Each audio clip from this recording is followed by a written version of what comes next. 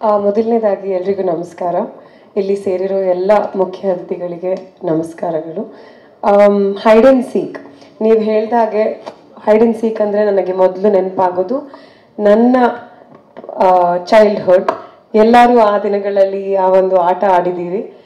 ನನಗೆ ಆಗ ಗೊತ್ತಿರಲಿಲ್ಲ ದಟ್ ಇನ್ ದ ಫ್ಯೂಚರ್ ಸಿನಿಮಾದಲ್ಲಿ ನಾನು ಹೈಡ್ ಆ್ಯಂಡ್ ಸೀಕ್ ಆಡ್ತೀನಿ ಅಂತ. So thank you to Puneeth sir ನನಗೆ ಒಂದು ಆಪರ್ಚುನಿಟಿ ಕೊಟ್ಟಿದ್ದಕ್ಕೆ. ಅನೂಪ್ ಅವರು ನನ್ನ ಕೋಸ್ಟಾರ್ ಈ ಸಿನಿಮಾದಲ್ಲಿ.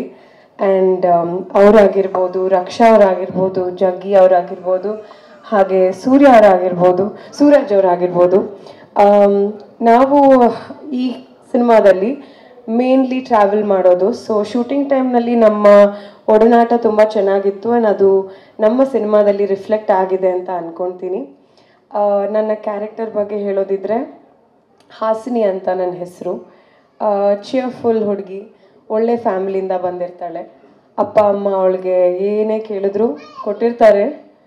ಸೊ ಅಂಥ ಹುಡುಗಿಗೆ ಈ ಒಂದು ಸಿಚುವೇಶನ್ ಬಂದಾಗ, ಅಂದರೆ ಕಿಡ್ನ್ಯಾಪ್ ಆದಾಗ ಅವಳ ಎಕ್ಸ್ಪೀರಿಯನ್ಸಸ್ ಏನು, ಹಾಗೆ ಆ ಕಿಡ್ನ್ಯಾಪ್ ಆರ್ಗನೈಸೇಷನಿಂದ ಇರೋ ಒಂದು ಕತೆ, ಅದೇ ನಮ್ಮ ಸಿನಿಮಾ.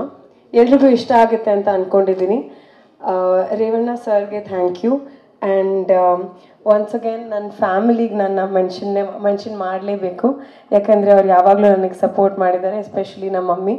ಸೊ ನನ್ನ ಜೊತೆಗೆ ಯಾವಾಗಲೂ ನಿಂತು ಶೂಟಿಂಗಿಗೆ ಬರೋದಿರಲಿ, ನನಗೆ ಡೈಲಾಗ್ಸ್ ಜೊತೆಗೆ ಹೆಲ್ಪ್ ಮಾಡೋದಿರಲಿ, ಎಲ್ಲದರಲ್ಲೂ ನನ್ನ ಜೊತೆಗೆ ನಿಂತಿದ್ದಕ್ಕೆ ಥ್ಯಾಂಕ್ ಯು ಮಮ್ಮಿ.